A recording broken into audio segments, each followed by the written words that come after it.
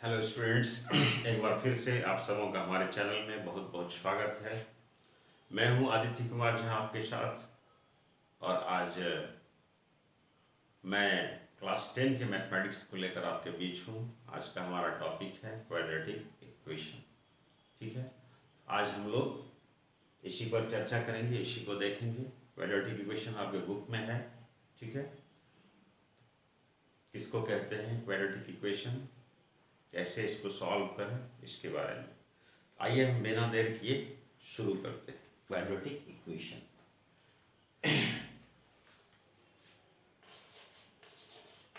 A x square plus b x plus c equal to 0। Quadratic equation जो होता है इसी फॉर्मेट में होता है। A x square plus b x plus c equal to 0 के फॉर्म में क्वाड्रेटिक इक्वेशन होता है। ठीक है, तो जहां पर आपको देखना है कि ये ए जो है, ठीक है, आप लिख सकते हैं where a is not equal to 0। A जो है यह 0 नहीं होगा, and a b c are real numbers. ठीक है, ए यदि 0 होगा तो फिर ये क्वाड्रेटिक इक्वेशन नहीं रह जाएगा, फिर ये लीनियर इक्वेशन में कन्वर्ट हो जाएगा। ठीक है, इसलिए हमने लिखा हुआ है कि ए इज नॉट इक्वल टू 0। तो कोई भी इक्वेशन जो इस फॉर्म में है उसको हम बोलेंगे quadratic equation. A x square plus b x plus c equal to 0। एक ये याद रखना है कि किसी भी परिस्थिति में, है ना, coefficient of x square must not be equal to 0। यानी एक्स स्क्वायर का जो मान है ना, कोफिशिएंट है, गुणक है, ठीक है, कांस्टेंट टर्म है। ठीक है, ये किसी भी परिस्थिति में 0 नहीं होगा, तभी ये क्वाड्रेटिक इक्वेशन रहेगा। ठीक है, अभी बहुत सारी बातें इस पर हम करेंगे। बात करते हैं इसके रूट के बारे में। ठीक है ना, कोई भी x का कोई भी वैल्यू यदि इस इक्वेशन को सेटिस्फाई कर, कि सपोज हम मान लेते हैं कि इसका एक रूट है। ठीक है, रूट मीन्स इसका एक सॉल्यूशन। रूट किसको बोलते हैं, इसका एक सॉल्यूशन। ठीक है, रूट को हम 0 भी बोलते हैं। ठीक है, इस क्वाड्रेटिक इक्वेशन है, किसी भी क्वाड्रेटिक इक्वेशन को आप सॉल्व कीजिएगा तो उसका 2 रूट मिलेगा। इट मीन्स कि उसका 2 सॉल्यूशन होगा। क्योंकि एक चीज़ आप और जान लीजिए कि क्वाड्रेटिक इक्वेशन जो है इसमें जो वेरिएबल है, वेरिएबल के रूप में, जैसे यहाँ पर हम x को दर्शा रहे हैं, y भी हो सकता है, z भी हो सकता है, कोई भी वेरिएबल क्वांटिटी हो सकता है, लेकिन ध्यान रहे कि उसका जो मैक्सिमम पावर है वो 2 ही होगा। ठीक है, तभी यह क्वाड्रेटिक होगा। ये पावर कितना होगा, ये 2 होगा, तभी यह क्वाड्रेटिक इक्वेशन कहलाएगा। ठीक है, तो हम चर्चा कर रहे थे इसके रूट्स के बारे में। तो रूट्स मतलब कोई भी वैल्यू जो इस इक्वेशन को सेटिस्फाई कर दे। जैसे मान लेते हैं कि इसका एक वैल्यू अल्फा है। सपोज हम करते हैं, है ना, कि इसका एक रूट जो है अल्फा है। यदि इसका एक रूट अल्फा है तो इसमें यदि हम अल्फा पुटअप करेंगे, कहने का मतलब x के बदले में यदि हम अल्फा को पुटअप करेंगे, a alpha square plus b alpha and plus c, तो ये 0 होगा। ठीक है, अल्फा डालने पर इसका वैल्यू क्या होगा, 0 होगा। ठीक है, तो कोई भी वैल्यू हम डालेंगे और यदि यह इक्वेशन सेटिस्फाई हो रहा है तो वह उसका रूट होगा। ठीक है, तो आइए पहले देखते हैं कि ये जो है क्वाड्रेटिक इक्वेशन, ठीक है ना, पहले इसका हम लोग थोड़ा सा क्या करते हैं, एक डिस्कशन करते हैं, इसका पहचान करते हैं कि किस तरह से बहुत तरह के इक्वेशंस रहते हैं, कैसे तरीका हम बता दिए। आपको ध्यान रखना है कि जो वेरिएबल है एक्स वाई जेड कुछ भी हो सकता है, पावर इसका मैक्सिमम 2 होना चाहिए, 2 कंपलसरी होना चाहिए, मैक्सिमम पावर 2 होना ही चाहिए, तभी यह क्वाड्रेटिक बनेगा। इससे यदि कम होगा यानी 1 में आएगा तो वह क्वाड्रेटिक इक्वेशन नहीं बनेगा, वह लीनियर इक्वेशन बन जाएगा। और यहाँ पर एक वेरिएबल है तो लीनियर इक्वेशन 1 वेरिएबल हो जाएगा। ठीक है, यानी कि पावर हमको 2 चाहिए। ठीक है, तो 2 रहेगा तभी जो है सो ये क्वाड्रेटिक इक्वेशन कहलाएगा। आइए कुछ एग्जांपल्स से हम इसको और समझते हैं। चलिए कुछ उदाहरण हम लिख रहे हैं। हमको पहचान करना है कि कुछ इक्वेशंस दिया हुआ है कि इसमें कौन सा क्वाड्रेटिक इक्वेशन है और कौन सा क्वाड्रेटिक इक्वेशन नहीं है। कैसे हम पहचानें, तो हमको देखना है फॉर्मेट, आपको याद रखना होगा। हम आपको बताए थे अभी जस्ट कि ये ax² plus bx plus c equal to 0, और इसमें कंडीशन हम क्या दिए थे कि a is not equal to 0, a जो है 0 के बराबर नहीं होना चाहिए। इसको याद रखना, यही हमारा फॉर्मेट, ठीक है। तो फर्स्ट को चेक करते हैं। तो यहाँ पर देखिए x² है, ठीक है, और इसका कोफिशिएंट 0 नहीं होता, 0 तो नहीं 1 है, ये तो ठीक है। बाद बाकी x है 3 है, ठीक है, 2 से ज़्यादा पावर नहीं है, मैक्सिमम पावर 2 मिल रहा है, इसका मतलब है कि ये क्वाड्रेटिक इक्वेशन है, ठीक है। इसको ये सेटिस्फाई कर रहा है, इसलिए इससे ये टैली, इसका जो फॉर्मेट है बिल्कुल इसी तरह का है। x² यहाँ पर देख रहे हैं a के बदले में यहाँ पर क्या है 1 है, a का वैल्यू 0 नहीं है, इसलिए क्वाड्रेटिक, इधर b का वैल्यू जो भी हो सिर्फ रियल नंबर्स होना चाहिए, ठीक है। आइए दूसरे में देखते हैं। इसमें भी देख रहे हैं x² तो है दिया वो, है ना, यहाँ पर x² है, कोफिशिएंट 0 नहीं है 2 है, ये भी सही है। इसके बाद फिर ये रियल नंबर है तो कोई दिक्कत हमको नहीं है। c प्लस माइनस से कोई ज़्यादा हमको परेशानी नहीं है, कोई कांस्टेंट टर्म है, कुछ भी हो चल जाएगा, इमेजिनरी क्वांटिटी नहीं होनी चाहिए, ठीक है। तो अब देख रहे हैं कि ये भी जो है सो आपका है ना इसके अकॉर्डिंगली है, इसलिए ये वाला भी क्वाड्रेटिक इक्वेशन है। इसको देखते हैं। इसमें क्या है कि एक x को नीचे कर दिया गया है, यदि हम इसको है ना इसका यदि एलसीएम लेके x हो जाएगा, x इंटू एक्स, ये हो गया x² और प्लस 2 इक्वल टू हो गया x²। अब हम लोग क्या करते हैं, इसका क्रॉस मल्टीप्लिकेशन करते हैं। यदि इसका हम क्रॉस मल्टीप्लिकेशन करेंगे, यहाँ हो गया x² प्लस 2 इक्वल टू हो गया x³ हो गया। फर्दर यदि हम इसको इधर लाएंगे तो ये हो जाएगा -x³ plus x² plus 2 equal to 0। अब देखिए क्या ये इसे टैली कर रहा है। यहाँ हमारा मैक्सिमम पावर कितना है 2 है, यहाँ पर पावर कितना आ गया 3 आ गया, 2 से जैसे ही ज़्यादा हुआ ये फेल हो गया। It means this is not a quadratic equation, ये क्वाड्रेटिक इक्वेशन नहीं है, क्योंकि इसका पावर जो है ये कितना मिल रहा है 3 मिल रहा है, हमको कितना चाहिए 2 चाहिए, ठीक है। ये यहाँ पर इस कंडीशन को ये फुलफिल नहीं कर रहा है, इसलिए ये क्वाड्रेटिक इक्वेशन नहीं हो सकता है। इसको चेक कर लेते हैं। यदि इसका हम एलसीएम निकालते हैं, ये हो गया x² -6 इक्वल टू 3।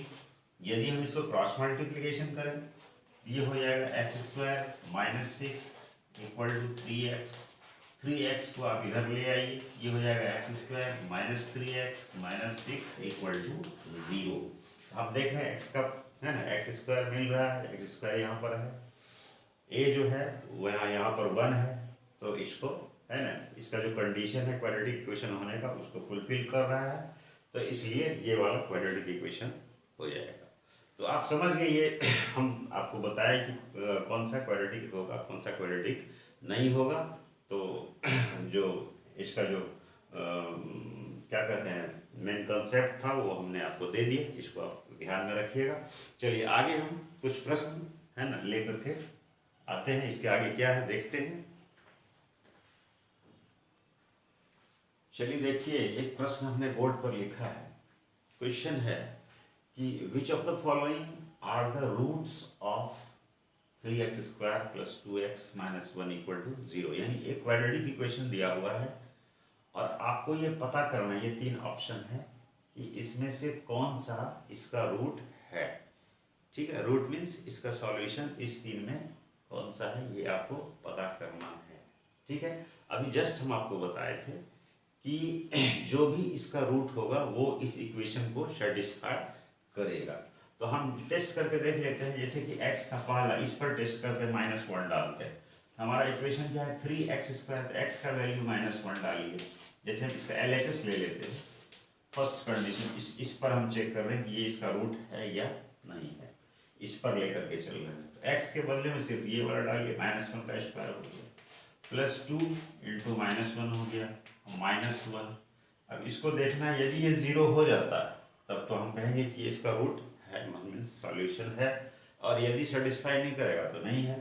ये हो गया 3 -1 का स्क्वायर तो 1 ही होता है, प्लस 2 इंटू -1 ये -2 हो गया, ये -1 हो गया। यानी कि 3 और ये भी हो गया -3, 3 - 3 होता है 0। इसका मतलब ये इसको सेटिस्फाई कर रहा है, इसका मतलब ये जो है -1 is the root of this है ना क्वाड्रेटिक इक्वेशन। ठीक है, इसी तरह से सेकंड को हम टेस्ट करते हैं, दूसरा नंबर LHS ही हम ले लेंगे। RHS हमको देखना है कि 0 मिल रहा है कि नहीं मिल रहा है। तो 1/3 को यदि हम पुट अप करें तो 3 हो गया, x का वैल्यू 1/3 पुट अप करते हैं तो 1/3 का होल स्क्वायर होता है, 2 × 1/3 होता है और ये होता है -1। ठीक है, तो इसको यदि हम सॉल्व करेंगे तो कितना आएगा, तो 3 × 1/9। ठीक है, और प्लस ये हो गया 2/3 और ये हो गया -1, ये कट जाएगा 3। ये 1/3 + 2/3 इसको कीजिएगा कि ये 1 आ जाएगा, इस दोनों को प्लस कीजिएगा 1/3 + 2/3 है ना, तो ये 1 होगा और ये -1, तो 1 और 1 कैंसिल हो गया, मीन 0। इसका मतलब ये भी इसका रूट है, ये भी 1/3 भी इसका रूट है। थर्ड को टेस्ट करते हैं, तीसरा नंबर में देखते हैं ये है कि नहीं। इसमें LHS लेकर के देखते हैं, ये 3x² है, 3x का वैल्यू हम डालते हैं -12, इसका स्क्वायर करते हैं, प्लस 2 × -12 करते हैं। ठीक है, और -1 हमको देखना है 0 आता है, ये कीजिएगा तो इसका स्क्वायर कीजिएगा तो हो जाएगा 3/4, इसको कीजिएगा ये 2 और 2 कैंसिल हो जाएगा, ये हो जाएगा -1, ये हो गया -1। तो आप ये देख रहे हैं कि 3/4 -2 हो रहा है, इसका मतलब है कि ये 0 नहीं हो रहा है। ठीक है, अब इसको LCM लीजिएगा तो ये 4 हो जाएगा और 3 - 8 यानी -5/4 हो रहा है। तो ये इस इक्वेशन को सेटिस्फाई नहीं कर रहा है, वैल्यू 0 नहीं दे रहा है। It means -12 is not a root of this equation. ठीक है, इसका मतलब ये वाला रूट नहीं। तो आप डायरेक्ट वैल्यू को पुट अप करके आप पता कर सकते हैं कि जो गिवन इक्वेशन है उसका वह रूट है या नहीं है। ठीक है, चलिए अगला प्रश्न देखते हैं। चलिए देखिए, इस प्रश्न पर हम ध्यान देते हैं, कहता है कि find the value of k, यानी k का वैल्यू आपको पता करना है, for which x = 1 is a root of the equation x² + kx + 3 = 0। एक क्वाड्रेटिक इक्वेशन आपको दिया हुआ है, आपको बताना है ना, कि k का ऐसा कौन सा वैल्यू यहाँ पर रखा जाए जिससे कि x = 1, यानी इसका एक रूट जो है वो 1 हो जाए। ठीक है, यानी इसका इस इक्वेशन का एक सॉल्यूशन कितना हो जाए, 1 हो जाए। ठीक है, हम आपको बताए थे क्वाड्रेटिक इक्वेशन का 2 रूट होता है, तो एक रूट ये बता रहा है इसका 1 होना चाहिए। ठीक है, नहीं सॉरी ये नहीं बता रहा है, कह रहा है k का मान कितना रखें कि x = 1, हाँ x = 1 is a root of the equation. ठीक है, कि x = 1 इसका एक रूट हो जाए, ठीक यही कह रहा है। तो हम क्या करते हैं, इस वैल्यू को पुट अप कर देते हैं। ठीक है, इस इक्वेशन में तो x का वैल्यू यदि इसमें हम डालेंगे तो 1² हो गया, k × 1 हो गया और +3 हो गया, इक्वल टू हो गया 0। तो सिर्फ k का आपको वैल्यू निकालना है, तो 1 का स्क्वायर 1 + k + 3 इक्वल टू हो गया 0। k का मान हो गया कितना, वो 3 और 1 4 हो गया, उस साइड में ले जाएंगे तो -4। तो एक तो आंसर आपका ये आ गया, एक आंसर k का वैल्यू हम कितना रखेंगे, -4 रखेंगे, तो इसका एक रूट जो है 1 हो जाएगा। क्योंकि 1 का वैल्यू, अब यदि हम इस 1 का वैल्यू इसमें रखेंगे k का इतना रखने के बाद, तो ये इस इक्वेशन को सेटिस्फाई कर देगा। ठीक है, तो अब हमारा जो इक्वेशन जो बनता है वो क्या है, वो हमको देखना है, क्योंकि k का वैल्यू हम निकाल चुके -4। तो अब जो हमारा इक्वेशन बन रहा है वो देखिए, हमारा इक्वेशन जो है ये हो गया अब k² और k का वैल्यू हम डाल दिए, x² लिखे और k का वैल्यू कितना है -4, तो हम लिखिए -4x + 3 = 0। हमारा जो क्वाड्रेटिक इक्वेशन है क्या बन गया, x² - 4x + 3 = 0। चूंकि एक रूट हम ले चुके हैं, जो क्वेश्चन में दिया हुआ है ना, इसका हम एक रूट ले चुके हैं x = 1। दूसरा रूट अब कहता है also find the other root, दूसरा जो रूट होगा, चूंकि हम बताए आपको किसी भी क्वाड्रेटिक इक्वेशन का 2 रूट होता है, तो एक रूट तो दिया हुआ है प्रश्न में, इससे हमने k का वैल्यू फाइंड आउट कर लिया। अब हमको कहता है कि जो इसका दूसरा वैल्यू है उसको आप पता कीजिए क्या होगा। ठीक है, चलते हैं आगे।